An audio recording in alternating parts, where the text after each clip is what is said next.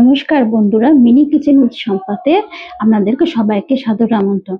আশা করি সবাই ভগবানের কৃপায় ভালো আছেন। আজকে আমি আরেকটি রেসিপি নিয়ে এসেছি, সেটা হচ্ছে মাছের কোপ্তা কারি।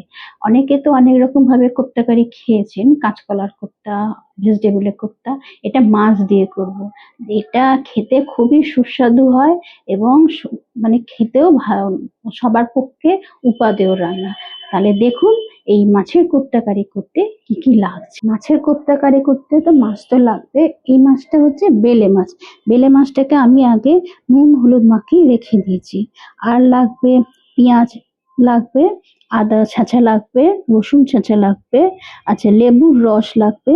এই মাছের একটু আঁশটে গন্ধ ছাড়ে তো, মাছটাকে আমি এই নুন হলুদ মাখিয়ে ফার্স্টে রেখে দিয়েছি, তারপরে আমি লেবুর রস দিয়ে মাখাবো।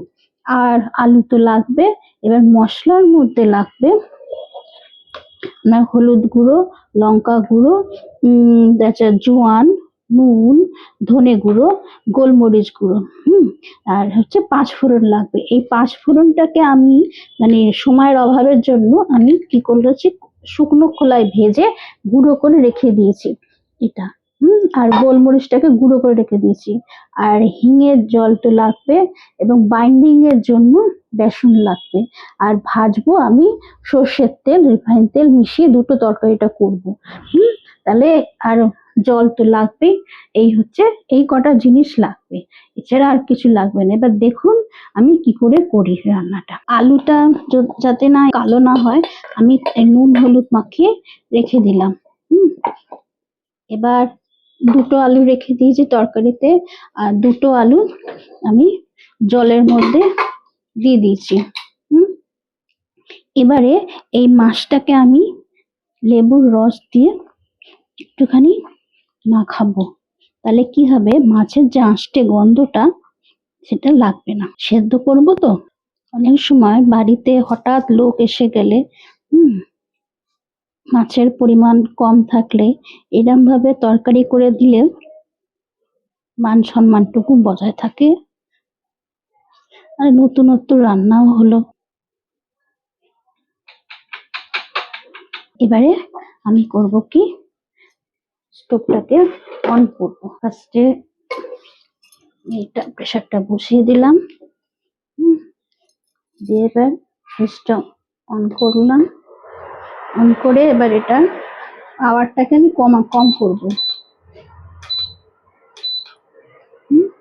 এটা হচ্ছে 300-তে। এবারে জল দিয়ে দিয়েছি। এবার মাছটাকে, বেশি মাছ লাগবে না, 2 পিস দিয়ে আপাতত করি। মাছটা যেহেতু নুন হলুদ মাখানো আছে, কিন্তু আলুটা তো নেই, আলুটার জন্য একটু নুন দিয়ে দিলাম। এবার এটা সেদ্ধ হোক।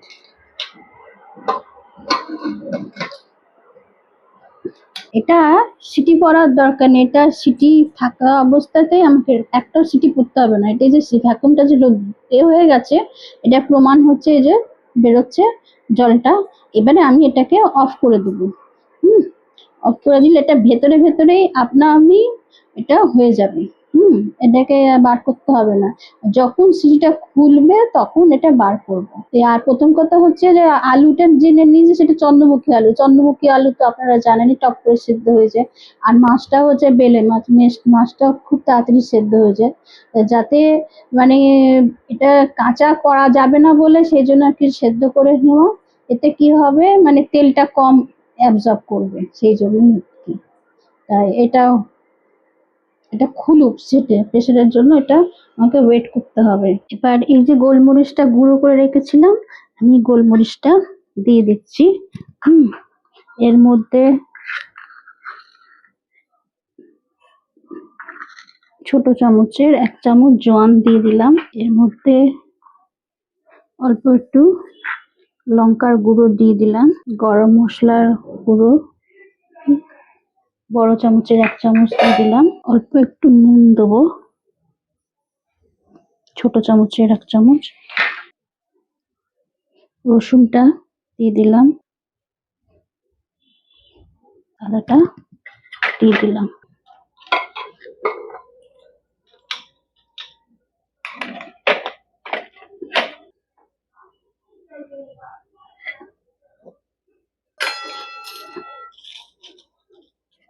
গরম তো হাতা দিয়ে একটু চটকে নিচ্ছি। এবারে মাছটা তো সেদ্ধ হয়ে গেছে, গরম তো আলাদা।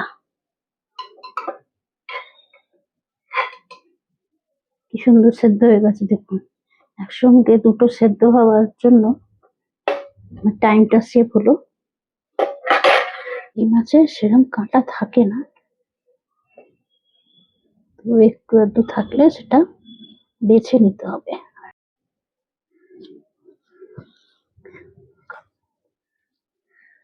দেখুন সুন্দর করে মেখে নিয়েছি। এবারে আমি এর মধ্যে 4 চামচের মতন বেসন দিলাম, দিয়ে আবার একটু মাখবো। বেসনটা যেহেতু দিয়েছি সেই জন্য অল্প একটু নুন দিলাম, একটু জোয়ান দিলাম। এবারে এটাকে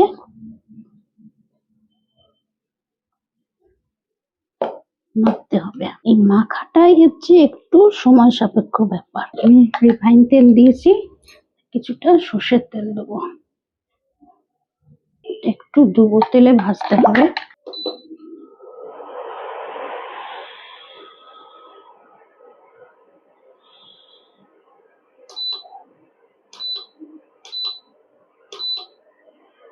একটা ছেড়ে দেখে নিচ্ছি যে ঠিক মতন হয়েছে কিনা।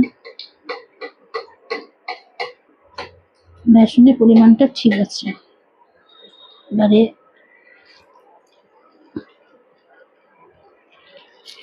দুটো সাইডই ভালো মতন ভাবে ভাজা হয়ে গেছে।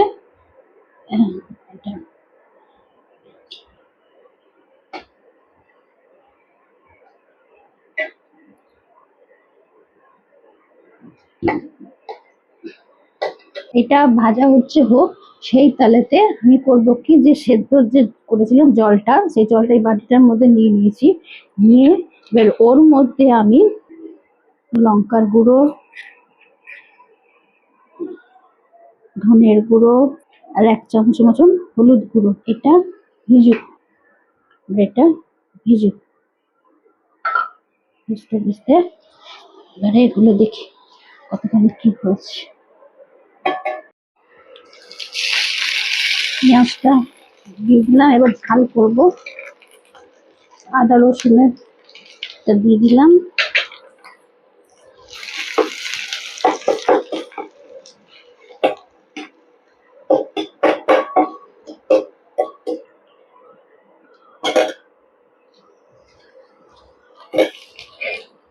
এবার একটুখানি নুন দিয়ে দিচ্ছি, একটু হিঙের জল দিচ্ছি।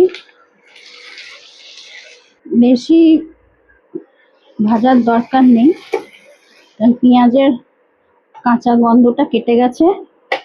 এইবারে আমি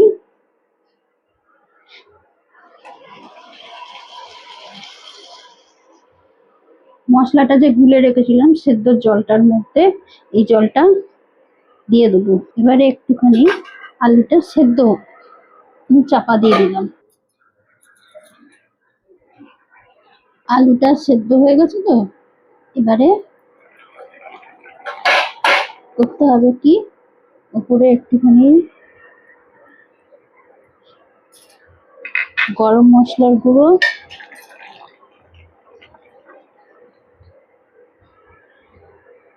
একটু ভাজা মশলার গুঁড়ো, যেটা 5 ফোড়ন ভেজে রেখেছিলাম সেই ভাজা মশলার গুঁড়োটা, আর হচ্ছে সসটা দিয়ে দিতে হবে। সসটা আগে দিলে কি হতো, তরকারিটা প্রচুর ঘন হয়ে যেত, আর অথচ আলুটা সেদ্ধ হতো না। এখন যেহেতু আলুটা সেদ্ধ হয়ে গেছে সেজন্য এবারে আমি আর অসুবিধা কিছু হবে না। এটাকে কি করতে হবে, অফ করে দিতে হবে। অফ করে দিয়ে একটু স্ট্যান্ডিং টাইম দিতে হবে, যাতে এটা একটু টেম্পারেচারটা কমে আসে। এবারে একটুখানি গরমটা কমে গেছে, আমি হালকা গরমেই এই মাছের ঝালটা কি করব, এই কোপ্তার উপরে দিয়ে দেবো। একটু ঝোলটা দিচ্ছি এই কারণে, কারণ কোপ্তাগুলো তো একটুখানি ঝোলটা টানবে। এবারে উপর থেকে যেটুকু ভাজা মশলা গুঁড়ো বাকি আছে সেটুকুটা দিয়ে দিতে হবে। ব্যাস, এবারে দেখুন কি সুন্দর দেখতে হয়েছে। দেখ কিরকম হয়েছে। আর কোপ্তা কারি, তাও আর এমনি কোনো মাছের নয়, বেলে মাছের হচ্ছে কোপ্তা কারি। বেলে মাছের যে কোপ্তা কারি যে বোঝা যাচ্ছে না, মনে হচ্ছে যেন ভেটকি মাছের কোপ্তা কারি হয়েছে। যদিও বেলে মাছটা এক কাটার মাছ, কিন্তু সত্যি বলবো একদম সত্যি সুস্বাদু খেতে হয়েছে। ঝালেরটা খেয়ে দেখ। ঝালটা খেয়ে দেখি।